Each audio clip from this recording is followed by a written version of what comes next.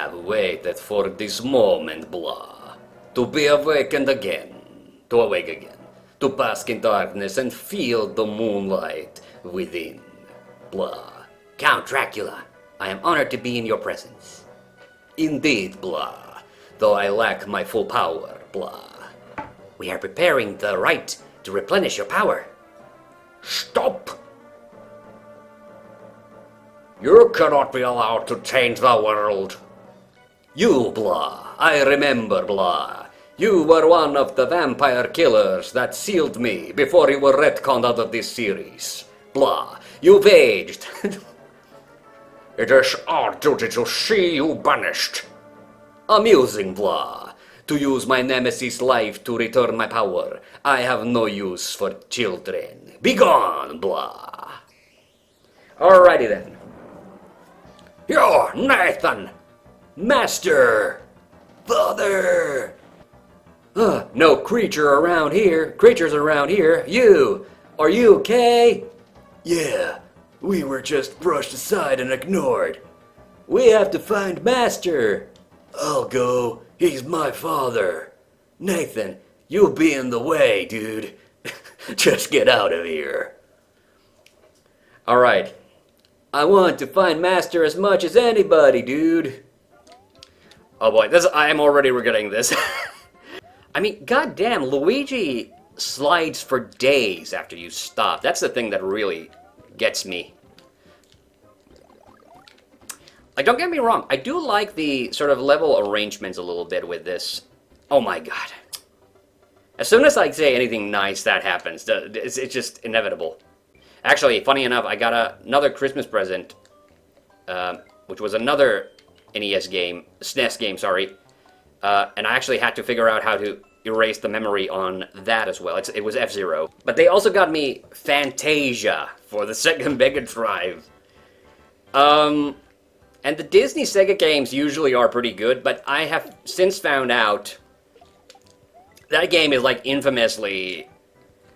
that game is like, you know, an infamous example of a poorly done Disney licensed game from that set. To be fair, Sega didn't actually make it. They outsourced it to Eurocom, and apparently they were on a bit of a time crunch. But my god, I was still shocked at how bad the game was. I am also shocked at my horrible gameplay. Just to give you an inkling, like, how bad Fantasia actually is, like, there is no Game FAQs guide for it. Not one. Not a singular one. So, yeah, like I said, so that's a pretty big condemnation. Like, even like, you know, I did the review of Harvester last year, and I was shocked that there was only one walkthrough, because even for those, like, point-and-click adventure games, like, you don't need many, but, like, there's usually at least 2 or 3, because there's usually, like, one that's very straightforward, like A to B walkthrough, and then there's one that's a little bit more wordy. Then there's somebody who wants you to, who will send you on the fucking detours. And yeah, the shocking thing that I found out about the Harvester, the lack of any documentation on Harvester was the fact that, like, all the walkthroughs, you know, seem to be nothing but a complete copy-paste job of that Game FAQs one. Oh no! Yeah. The good thing is, though, I am getting to play this one with the classic controller, which, you know, is just, you know, a Super Nintendo controller, basically. Just with a couple of extra buttons and analog sticks. The thing that always cracks me up is these ears. It always...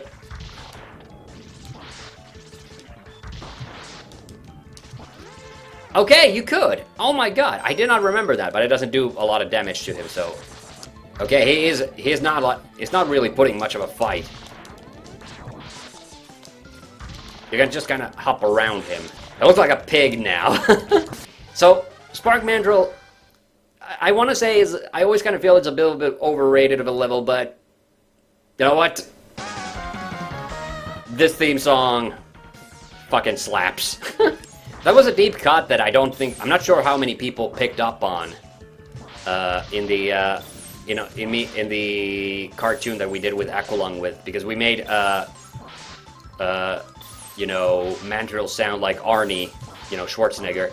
And that was actually a direct reference to the Mega Man, the Ruby Spears cartoon episode where Mega Man X, Vile, and Mandrill appeared.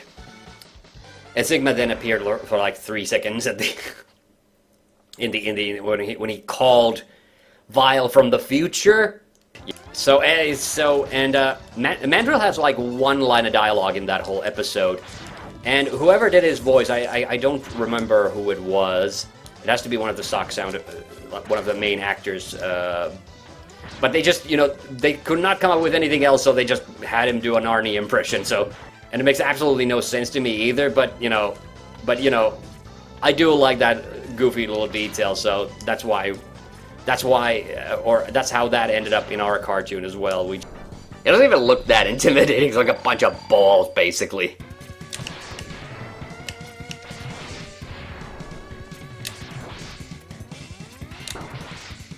Yeah, 4 fucking super shots and he's done. For this because it's, This is their leader. His name is Mega Man X. Those who underestimate him are now nothing but scrap. We won't make the same mistake. He is powerful, but he is blind to what is happening around him. Our Mavericks will keep him busy until we are ready. Yes, how is the plan proceeding? Collection is proceeding as scheduled. However, we are having problems with the control chip. We have a little time. We must finish construction on schedule. We must hurry. Okay. Floor only really came into existence in those much later games. And that's the reason, like, I have a hard time taking any of the lore seriously, because it's honestly, it's just not very good. Okay, ooh. Jesus, not a single, life energy bar. Okay, there's a crystal thing that's gonna come down. But I get the feeling like these bats are probably gonna kill me first. Oh god, here we go. Yeah, no, I'm dying to the bats. Okay, didn't die to those bats. Are you... Oh my lord. Okay, I am seriously nervous now. I have 0 lives, I'm almost up to the boss. Oh my god, and this weapon does nothing. Give me life. Oh my god, no, I don't need weapon energy, I need... Oh no. I didn't intend to find... Mega Man X, you asshole, enter the capsule. This enhancement will modify your radar optics. It's the helmet. It uses some energy, but with it, you will be able to see objects that you could not see before. Good luck, Mega Man. That's the thing, though. They in this game, they keep calling him Mega Man, despite the fact that it's X. Ah, yeah, this is one of the... Yeah. That looks like, that looks really stupid to me, the helmet. Yeah. Alright, and then we gotta get out of here. Oh yeah, I love that a little bit with, the snail and centipede, though, in the cartoon. That was one of my favorite little funny bits. And, the crystal meth thing was, that was obviously Ken's idea because he was such a big Breaking Bad fan. Oh yeah, Don Flamenco is my favorite of the, of the guys in the We Punch Out. Carmen, mi amor! Hola! Which is kind of surprising because, I've never really, watched a lot of things in Spanish, but, okay, this is a deep cut from, years ago, but, do you remember DVDs? You remember when movies came out on DVD? And the great thing about living in Europe is, every movie had, at least 6 different audio tracks in different... So movies were... You had the dubs of movies in multiple languages. So I used to love watching movies, the various different dubs of movies. And for instance, oh my god, I actually knocked out Don Flamenco. That was surprising. Didn't even get to punch his toupee off. So I've definitely watched the entirety of Resident Evil Apocalypse in Spanish. I've definitely watched The Thing in Spanish. And King Hippo's a weird character, because he's such a complete gimmick. Like, the whole thing is like, you know, he'll never get back up once you knock him out. And I think it's curious that he's the guy that got into Captain N. By the way, I love King Hippo and Captain N, one of my favorite characters. And he and Eggplant Wizard, really just a great henchman duo. That's something I always love in cartoons, when you have great henchman duos like that. Beastman and Trapjaw from He-Man's another one. What another one? Orbot and Cubot from Sonic Boom. Oh, I got him! Nice. Yeah, so, you know, this game, of course, the original home version was Mike Tyson's Punch-Out! And then when they ran out of the license, they just re-released it as Punch-Out!, and that's why in the Wii version it's also under this title. Like, there's a video of Mike Tyson actually playing the game online. But what's kind of sucky about it is that nobody clearly told him how to play the game, so he just kind of... he basically just kind of sits there with the controller in his hand and not doing anything, which I thought was kind of bullshit. Like, you know, so I don't know if, like, Mike Tyson plays video games at all, like, on his free time, or if he used to, like, back in the day. But the least you can do if you have a celebrity guest on an internet show or something is, like, at least tell them what the buttons do. Or I guess, you know, Mike Tyson doesn't take himself too seriously, so I guess he wouldn't have minded, like, you know. But it was kind of like a painful video to look at, because he didn't even look like he was having really a good time either, so that's the other thing. Like, it was kind of like a pointless... It sounds like a cool idea. It's one of those video ideas that, you know, sounds cool on paper, but it was just so badly executed that, you know, I didn't end up... I didn't have a good time watching it either. I don't think I even watched it all the way to the end, because I noticed, like, okay, he clearly doesn't get what's going on. It's weird, because I did manage to get him once. Oh, he's knocked me back too.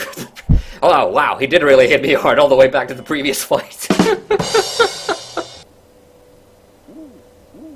Damn it, he always sounds like a owl to me.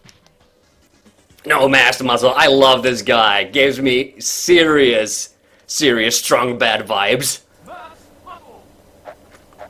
Dear Strong Bad, how do you type with boxing gloves on? Because he's a filthy cheater too. It's Mr. Sandman time.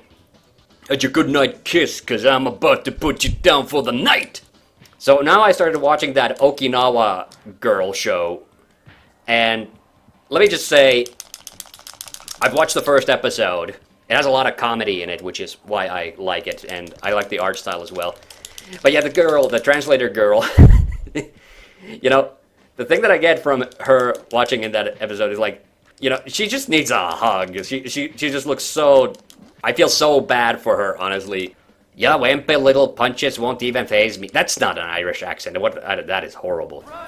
I loved Aaron Ryan in the Wii version. He's such an idiot. I got cheeseburgers in those gloves, Mac. He's pugilizing me real good, though. Haika Kagero. Yeah, the token femboy, or whatever. I don't know. I guess he's... Does he not remind you a little bit of Duke Nukem here? I was thinking Johnny Bravo. Well, yeah, that too. But I was immediately just like, because he's made himself a fake butler. King, baby. But you know what? Johnny Bravo, acceptable. Hey, pretty mama. Hell yeah, because totally, like, you know, he has a bit of an Elvis thing going. So do we just give him the rasp? Does he then let us get past?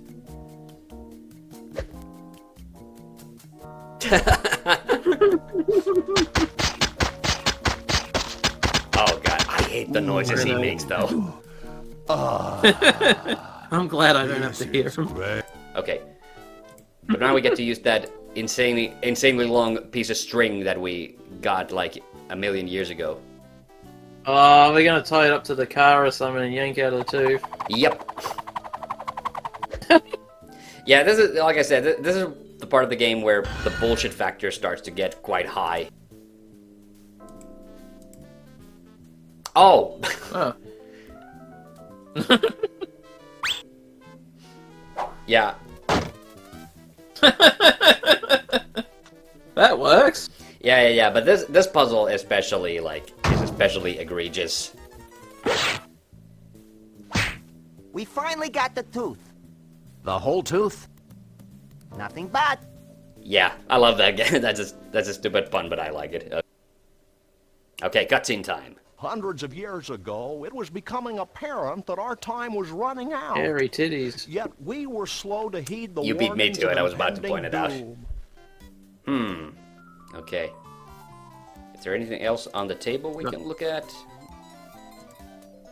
Nope. All right, let's go talk to the to the lady with the hairy tits. I don't remember. Honestly, I have not rewatched the episode in a while, so I don't remember which of these lovely ladies I played against.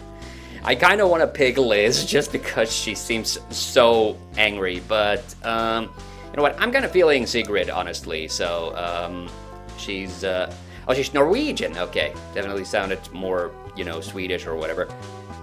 There is a pool video game. Oh, she hit one of my balls. So yeah, so she got a penalty. All right, sweet. That was Sigrid. Sigrid, thanks for touching my balls. Now I got it. But yeah, so on my winter break, I finally got to watch the second season of Castlevania Nocturne, which of course is very, very, very, very, very loosely based on Rondo of Blood. As in, there's no Dracula. Let me just say, I really liked Castlevania Nocturne. Way more, I would say almost way more than the original Castlevania series. Okay, I like the first three, and you know, remembering that the first season of Castlevania was like 3 episodes. So I had that mini episode thing, and then they had like a proper follow-up. I think there were 4 seasons. What? Okay, she forfeited the game there. The thing with the Castlevania animated series, even though there were some cool bits about it, the final season of the first series, I didn't really enjoy that a lot. It just didn't really feel like Castlevania to me anymore. And which is to say, though, I still like, there were a lot more like characters from the games that appear in that one, and that's something that I thought was great. Like there was that flashback episode with little Richter and little Maria, and I thought that was really super cute. And Richter and Annette, goddamn, they were so adorable in the second season. But yeah, the point is, I do think that the dialogue had significantly improved in Nocturne, and goddamn it, juiced. Let me just state this: I have never played Harmony of Dissonance, but that was the thing that I loved. The fact that they actually brought in more characters, like an actual, like, recognizable characters from the actual games. And if you don't know who the hell Juiced is Simon's son. And what really cracked me up was the fact that Ian Glenn was playing him, because he comes off like such a wholesome grandpa, basically. And then, you know, of course, I know Ian Glenn almost exclusively. Well, not exclusively. I've seen him in other stuff, but he's like, you know, he's like the main villain of the Resident Evil movie series. Okay, this is it. Coup de grace. Man, I really wish that she'd sync it so that we get a third round, because she threw the game last time. What the fuck is this? You're not seriously gonna drive her that one. Okay, she almost did. Well, she actually, I'm impressed. She almost did make it. Just needed a little bit more power. Okay. Damn it, that was close. No. Ah! Okay, I have to say, like, I like pool. Okay, we are gonna have a third round. Alright, this is good. We'll get a full episode out of this. You know, I do like pool, but I do think it's a bit bullshit that sinking the 8-ball in the wrong hole loses you the game automatically. It's weird that the computer can do all these. Oh, she's gonna sink her cue ball. Don't do that. Sigrid, no, varför Sigrid? And she threw the game. Wow. Yeah, like I said, just normal NPC doing normal NPC things. There's one game here in particular that I would really want to try, but that would not... Oh, got Sworded. So, Sworded. Burninating the countryside. Burninating the peasants.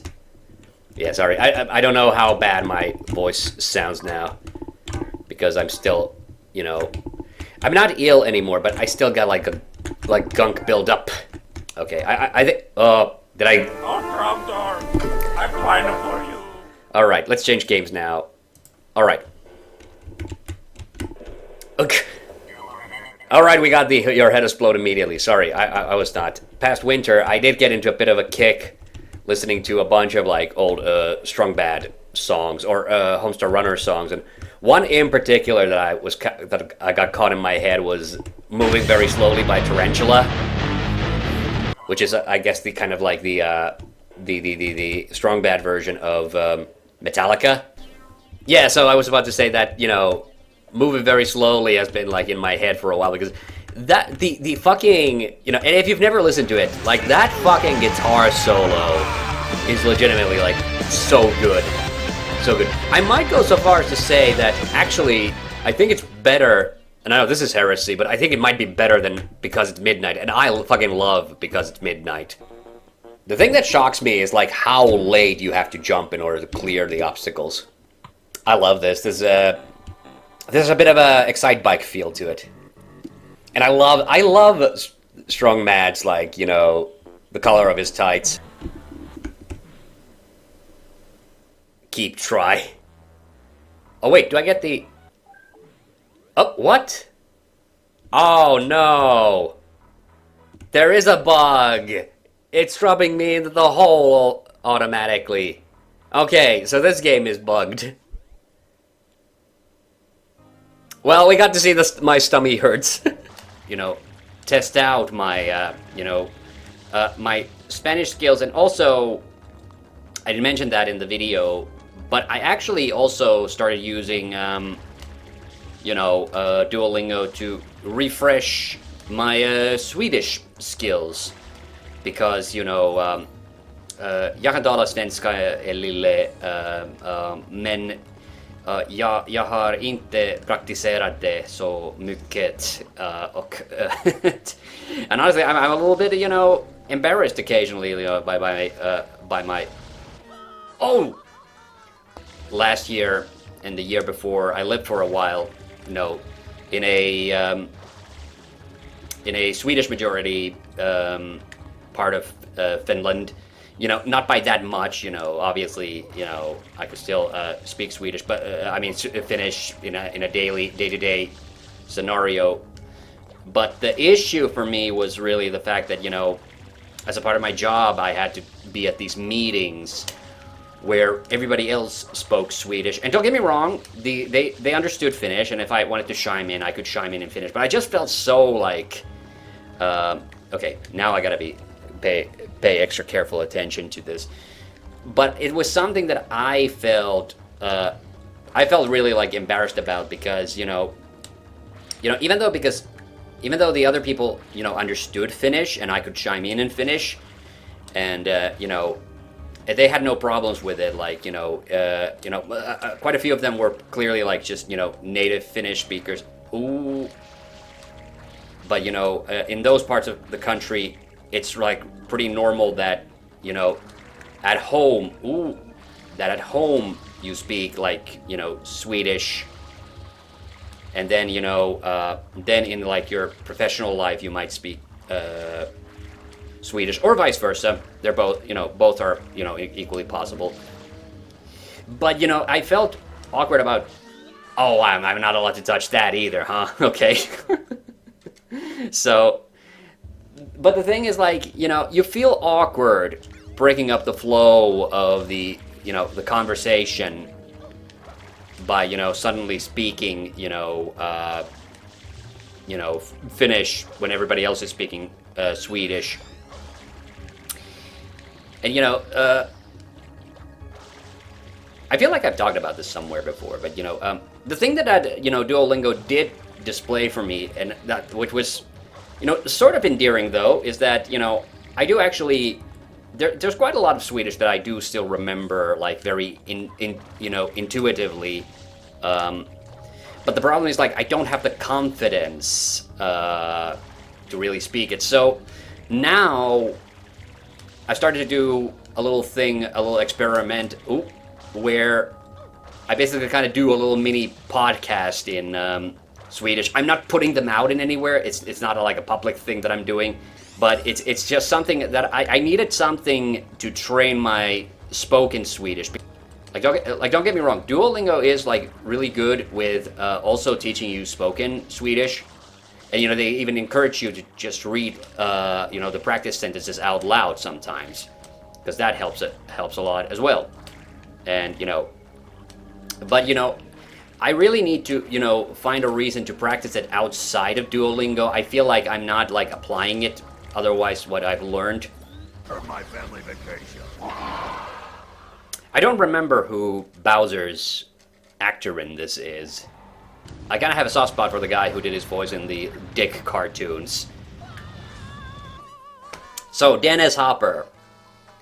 It's kind of weird, like, because I'm gonna be honest, like, the first movie where I saw Dennis Hopper was the, you know, the live-action Mario movie. I had never seen Dennis Hopper in anything before that. And then, you know, so I didn't know at the time that, you know, he was kind of like the premier bad guy actor of the era. Yeah, so recently me and my friend Ville, we had a bit of a, you know, oh god, we had a bit of a David Lynch marathon. And okay, so we're doing the Corona Mountain again. So I saw Blue Velvet for the first time and found out that that movie is kind of to blame or thank for the, you know, allowing Dennis Hopper to, you know, become the, you know, the bad guy actor that he is now known as, because apparently, like, his career was actually, like, you know, in the dumps a bit at the time when he did it, and then that movie sort of revitalized it. But you know what, I do think, so I have no idea who the actor who plays Bowser in this. I do like his voice. I don't think there's anything wrong with it. It's just, like, I don't think he's, I mean, or maybe he has done, maybe they've used his, like, Bowser grunts later.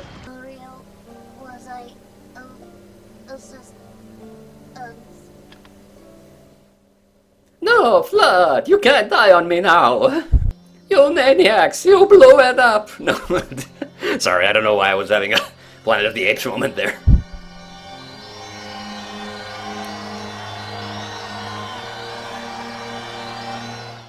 This is giving me huge Zelda vibes, though. This, I gotta say, weirdly.